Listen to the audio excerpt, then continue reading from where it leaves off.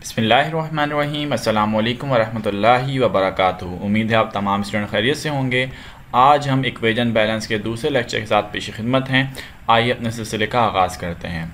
तो अगर आपको याद हो तो लास्ट क्लास में हमने कुछ बुनियादी उसूल इक्वेजन बैलेंस करने के हवाले से डिस्कस किए थे और उसकी बुनियाद के ऊपर हमने कमोबेश 7 इक्वेजन बैलेंस करना आपको सिखाई थी और इक्वेजन आपके सामने वो रखी थी जो कि आपके पास पेपर से भी आई थी, जिसका ये फ़ायदा हासिल हुआ था कि आपने ना सिर्फ इक्वेजन को बैलेंस करना सीखा था बल्कि पास पेपर में आई हुई इक्वेजन्स को भी आपने बैलेंस कर लिया।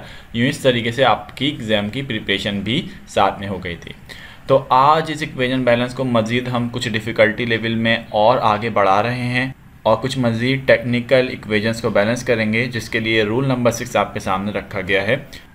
रूल नंबर 6 के बारे में हम ये बात कहते हैं कि when the equation does not balance by addition of coefficient with 1 और 2 एटम्स और मॉलिक्यूल, कि जब इक्वेजन ना बैलेंस होती हो एक या दो एटम या मॉलिक्यूल के साथ कोई कोफिशिएंट लगा देने से, then we put coefficient with each molecule to balance it, तो फिर ज़रूरत हो जाती है कि हम कोफिशिएंट का इजाफा करें हर मॉलिक्यूल के साथ ताकि इक्वेजन बैलेंस हो जाए।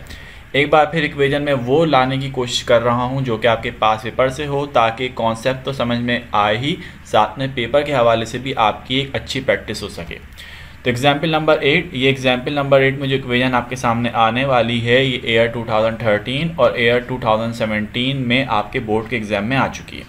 रिएक्शन क्या है वो रिएक्शन आपके सामने रखा जा चुका है। अब इसकी इंस्पेक्शन कर लेते हैं कि रिएक्टेंट और प्रोडक्ट में कौन से एलिमेंट्स हैं और उन एलिमेंट्स के एटम की तादाद क्या है।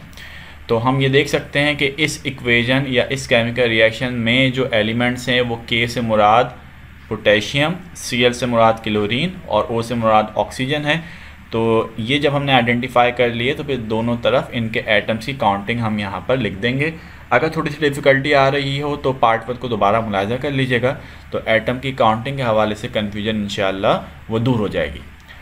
अब क्या करना है, हमें ये देखना है कि क्या चीज़ अनबैलेंस है, और जो चीज़ अनबैलेंस हमारे सामने आ रही है वो है ऑक्सीजन। टेक्निक वही यूज़ करेंगे जो कि आप लोग को लास्ट लेक्चर में बताई थी कि ऐसे मौके पे आप क्या करते हैं, अपोजिट नंबर से मल्टीप्लिकेशन की टेक्निक का इस्तेमाल करते हैं।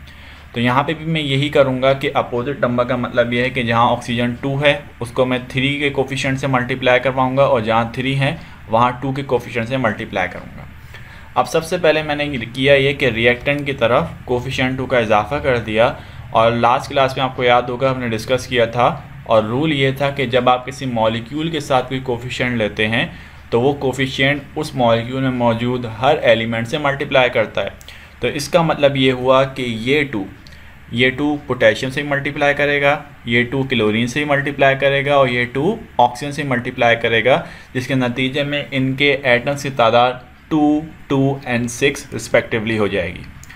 अब मुझे ये अंदाज़ा हो गया है कि मुझे पोटेशियम और क्लोरीन को ट्वाइस करना है प्रोडक्ट में। बड़ा ही आसान काम है क्योंकि ये दोनों मॉलिक्यूल बनाकर अकेले मौजूद हैं। जस्ट 2 ले लूँगा और मेरा काम बन जाएगा।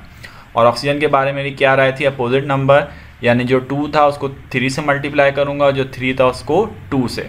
तो यहाँ पे 2 कोफिशिएंट था तो मैं उसको इसकी क्वांटिटी 3 से मल्टीप्लाई कर दूँगा, तो इस तरह से बैलेंस हो जाएगी। तो सबसे पहले मैंने किया ये कि पोटेशियम और क्लोरीन को बैलेंस कर दिया क्योंकि ये आसान था और मैं बिना कन्फ्यूजन के इसको बड़ी आसानी से समेट सकता था। तो मैंने यहाँ पे कोफिशिएंट 2 का इजाफा किया और लास्ट में मैंने कोफिशिएंट 3 लेके ऑक्सीजन को भी बैलेंस कर लिया। अब उसके बाद बारी आती है अगले रिएक्शन की, और एग्जाम्पल नंबर 9 है हमारे सिलसिले की, जो कि आपके बोर्ड के एग्ज़ाम में ईयर 2015 में डिस्कस की गई। केमिकल रिएक्शन आपके सामने मौजूद है।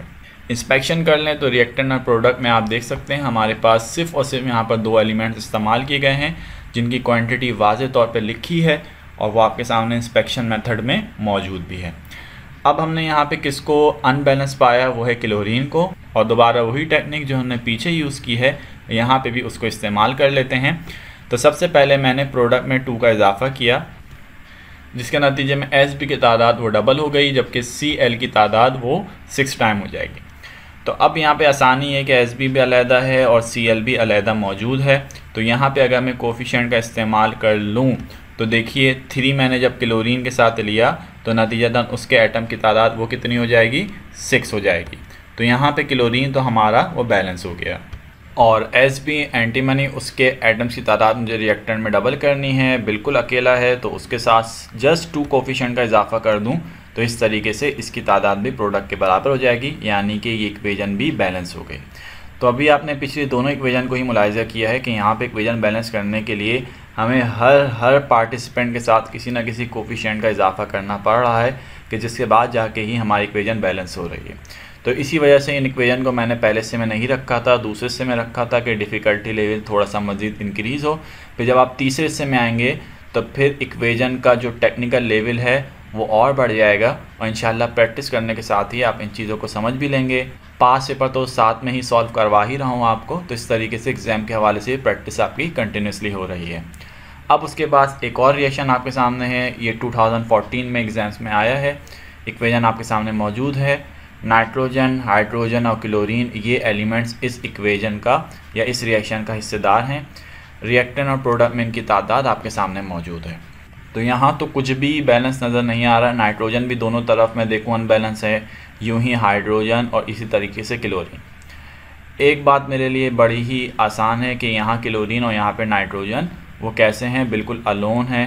तो इसका मतलब मैं कोई भी डिस्टर्बेंस करने के बाद इनको आकर बआसानी बैलेंस कर सकता हूँ कि रीज़न क्या है कि ये बिल्कुल अलहदा है। अब सबसे पहले इक्वेशन बैलेंस करने के लिए मैंने किया ये कि मैं बैलेंस कर लूँ नाइट्रोजन को, जैसा कि यहाँ पर इसके 2 एटम्स की तादाद मौजूद है, यहाँ पर भी 2 हो जाए तो मैंने 2 ले लिया।